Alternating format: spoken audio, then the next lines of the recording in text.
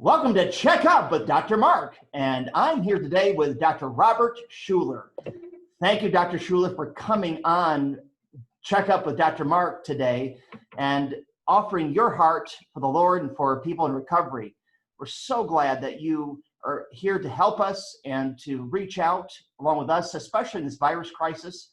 But of course, more importantly, a whole nother crisis that we have been battling even before COVID-19 came about. Yeah. The opioid crisis. And so as we discuss today, as we dialogue, we want to hear your experience, your heart. And then first of all, what has your experience been with people struggling with opioid addiction, of course, drug addiction in general, but more important, specifically the opioid issue?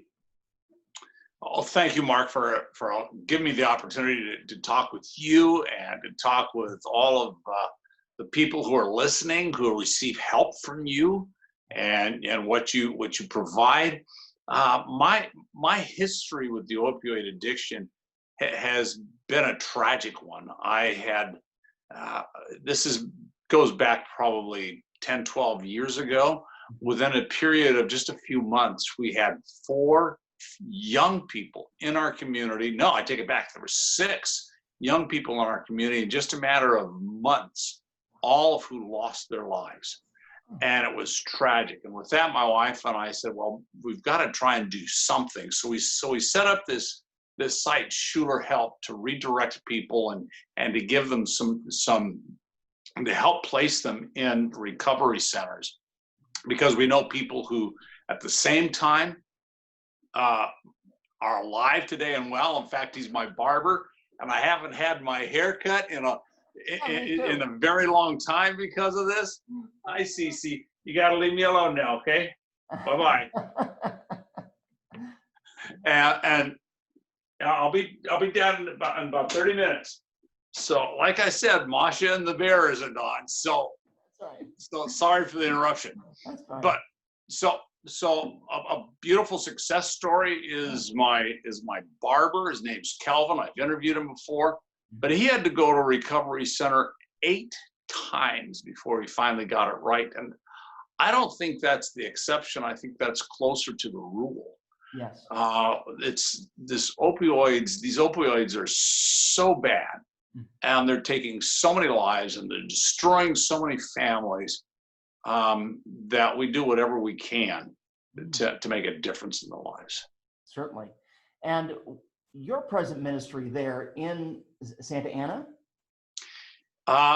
Yes, Orange County. Orange County. Because unlike Michigan, you know when you leave Holland, and you know when you enter Grand Rapids, and you know when you're in Zeeland, and you know when you're wherever it is, right? So here in Orange County, all of the cities have grown into each other, and you don't know if you're in Santa Ana, Tustin, Orange, Garden Grove, Newport, Costa Mesa, or whatever the city might be. They're all grown into each other.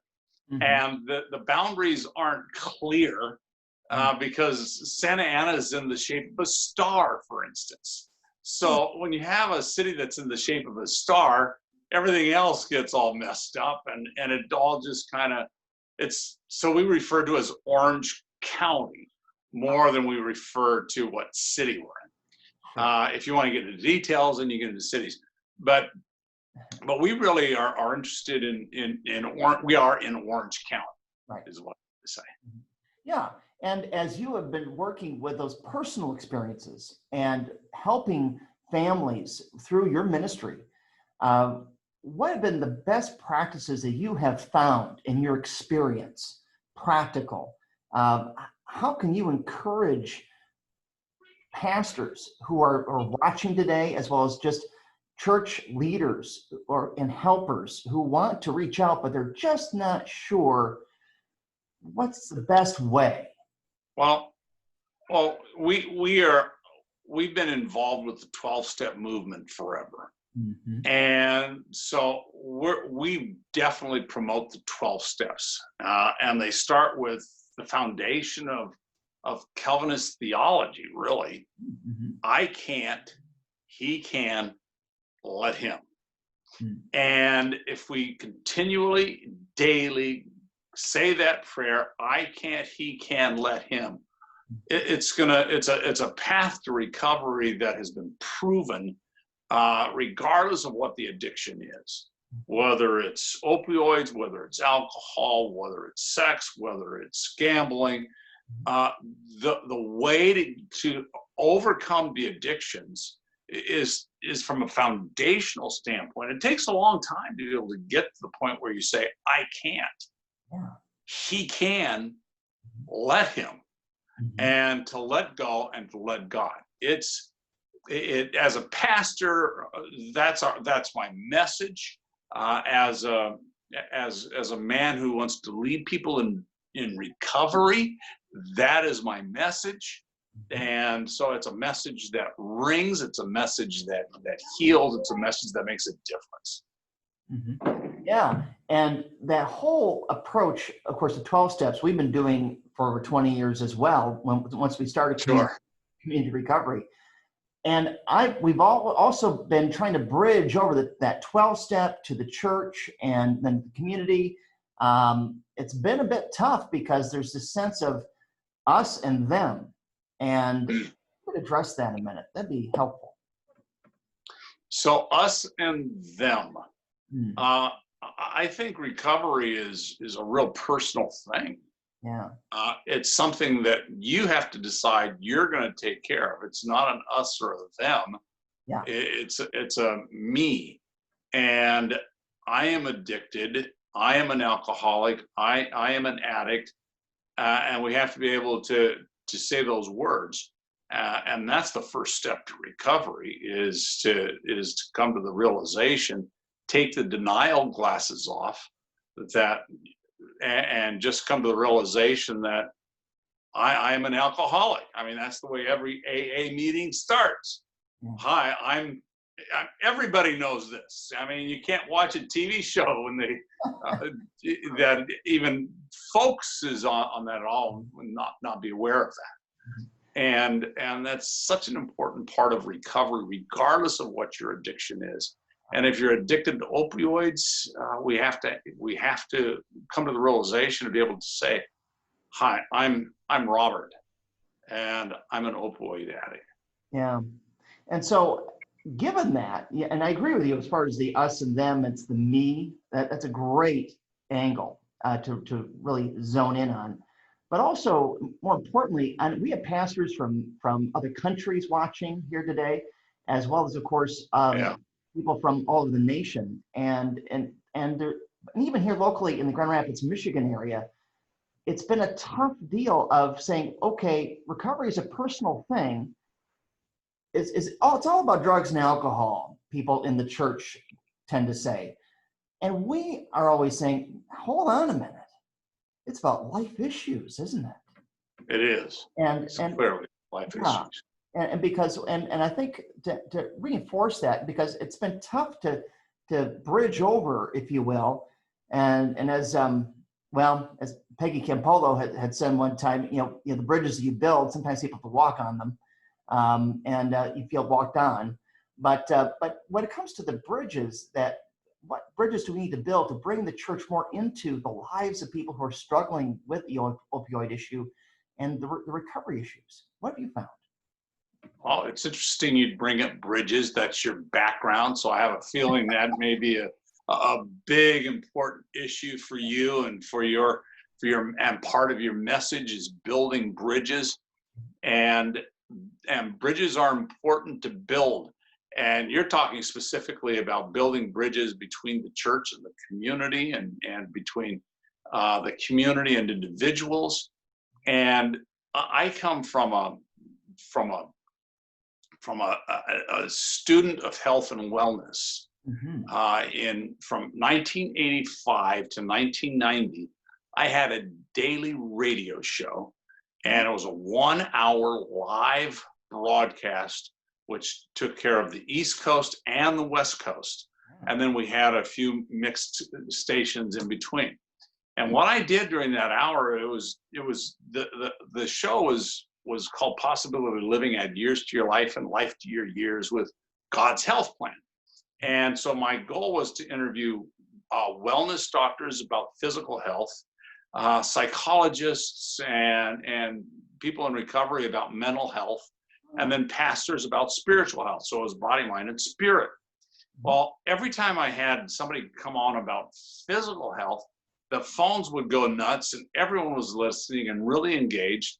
And so I did more and more health stuff. By the time the show was over, I was doing 5 health shows to 1 spiritual and one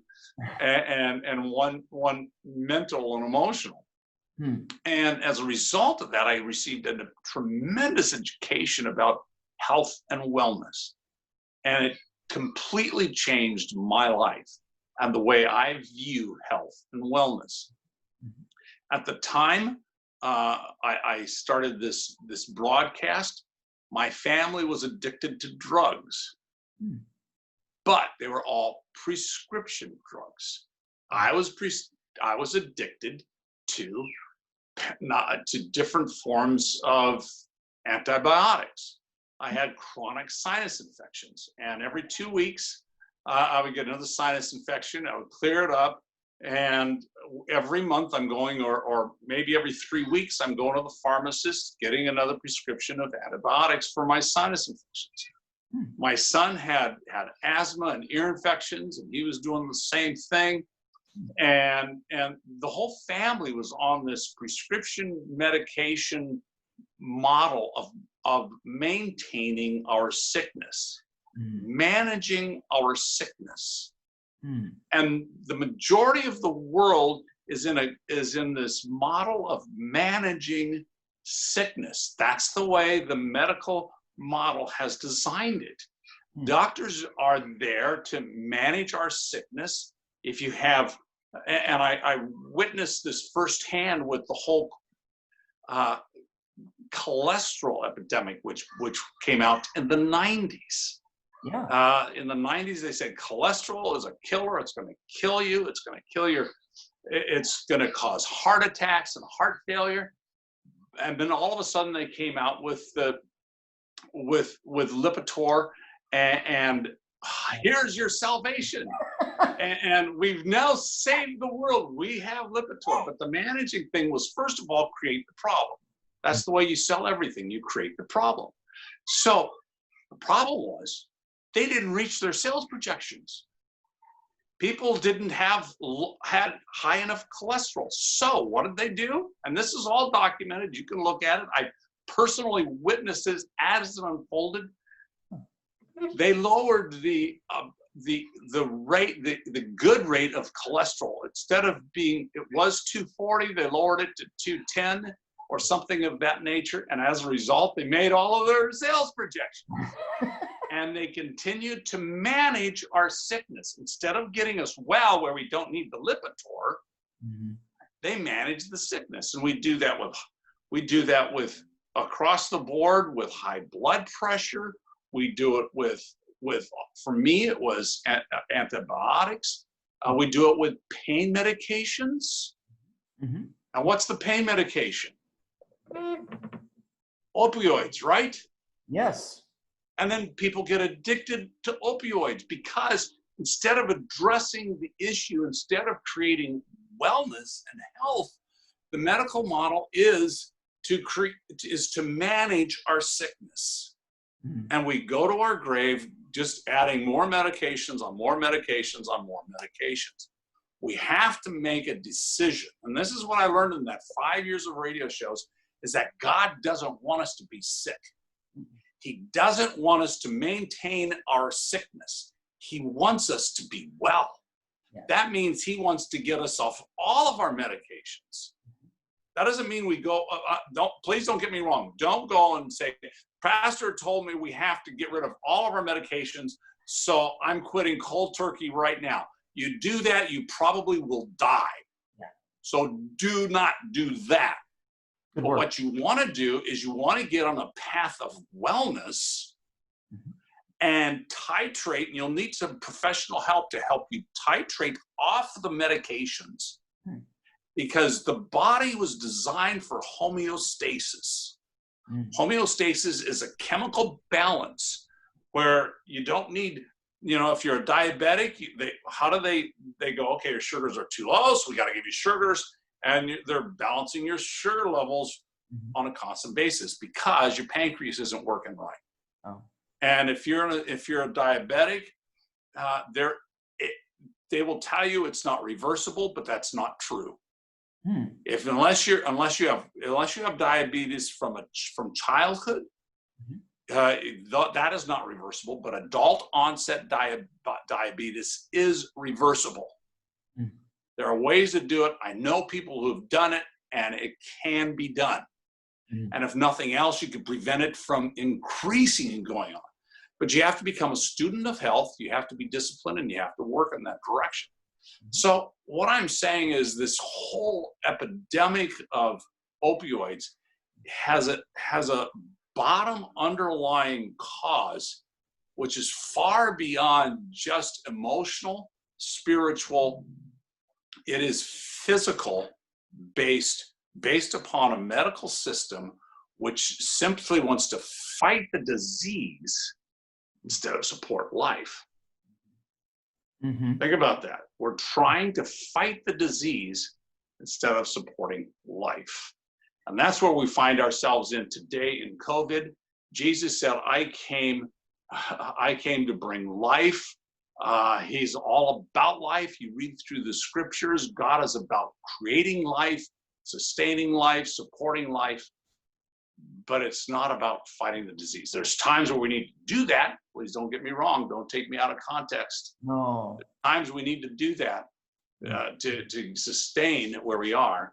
But anyway, this is probably way off topic, and I apologize if I've taken you off topic.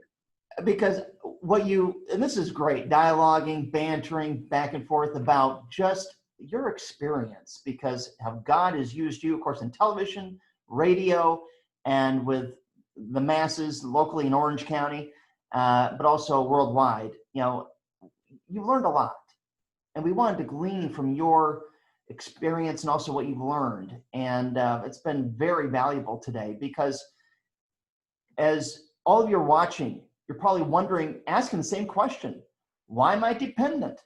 Why do I think that way? How do I then proceed, go forward? What's my real issue? Because as we deal with the conflict with ourselves and other people, we tend to react rather than step back and say, what is the real issue here? And I believe I'm hearing you say, Robert, that's truly the approach we need to take is what is the real issue in our lives, the life issue or issues. And of course, it's always in the plural, because we all have multiple life issues. And what I was saying is that we've been taught from childhood up that if we have pain, we deal with it with a pill. Yeah. If we're sick, we deal with it with a pill. If something is wrong, we deal with it with a pill. And if that's your mind concept, what are you going to do when things aren't going right? What are you going to do when you feel a little depressed? What are you going to do when you're not happy? What are you going to do when you have arguments with your coworkers or friends? Well, I'm going to do what I was taught to do. And we've been taught to deal with our problems by taking a pill. And what I'm saying is that there might be a situation where a pill is good for a little while. But most of the time, that's not where you find the health.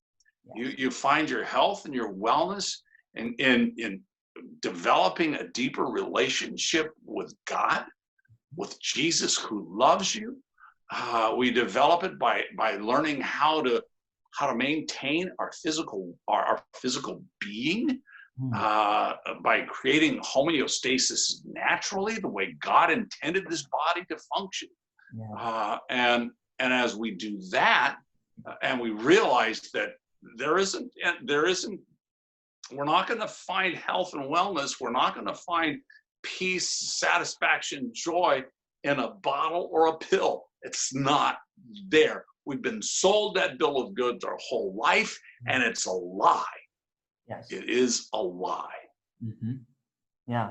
And I think too, with confronting the lies, that's where the 12 steps come in. And for those of you who are watching and said, boy, I have no idea what the 12 steps are. The truth of the matter is that all the 12 steps are just that, 12 steps to Christ, you know, and 12 steps to healing that have nothing to do with a pill. It has everything to do with your relationship with God, as Robert just declared, and how we together, and that's why we need Christ and each other. This isolation, of course, interesting how you bring that up about relationships as well. And this whole virus crisis has been a quandary. And of course, yeah, this shows even more of what we're dealing with right now, that we need even more God and each other, as well as to have victory through Jesus. What's some encouragement today that you can give to someone who is saying, boy, do I take the step? Do I take that, as far as going forward with what you're saying, Robert and Mark, about the 12 steps and about recovery? Boy, and then man, it might take 8 times, but I'm willing to do it. What's some encouragement you can give? So if you are addicted to opioids, meaning you've been on them and you take them and your doctor is saying you can't have this prescription anymore, you're finding other sources, that if your doctor won't give you a prescription anymore, you're addicted, first and foremost. You might be addicted even if the doctor is giving you a prescription. But the fact is that you need to be able to come to a realization and be able to say, I am addicted. When if you think you are, you are. Okay? And with that, you have to start taking the steps to health and wellness, because if you don't, this course leads to death and you will die. And God wants to renew your life. There is a life waiting for you that is full of joy and happiness and a life you can't even imagine right now, but you can do it. Yes. On my foot. You did? Toe. You did? Yeah, this toe. Okay. Well, go sit down. I'll be with you in a minute, okay? Okay. All right. That's life Take right a minute. there. So if the TV was on, we wouldn't have this problem, but we still wouldn't have any power. Oh, man. Oh, well. So anyway, so as I was saying, Yeah. just a minute. Hey. I just want to put some paper in the thing. No. Yeah, I'll be done in 5 minutes, okay? You have to wait 5 minutes. So they've been really good. They let me alone without a TV for this whole time. I'll find out that I'll go in the kitchen and everything is gonna be thrown. We'll find out. But anyway, That's life, though. This is good. Exactly. Because, seeing you with your grandchildren, and it's beautiful. And to see life that we can have through Jesus means those family relationships, isn't it? Absolutely. Yeah. So I just want everyone to know that when you take that first step, and that's the hardest. Yeah. And it's a leader is one that takes the first step. Mm-hmm. They step out of the crowd. So you may be associated with a bunch of people who together have created this culture of addiction.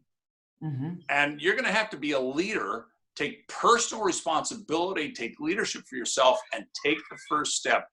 That is the most important step there is. And once you do that, you have started the road to recovery. Amen. God bless you today, Robert. Thank you for your wonderful insights. This has been a wonderful session of the Checkup with Dr. Mark and Dr. Schuller. We are so thrilled that you are watching today, and may God bless you as you go forward in Jesus. Thank you, Dr. Mark. God bless you. God bless you, everybody.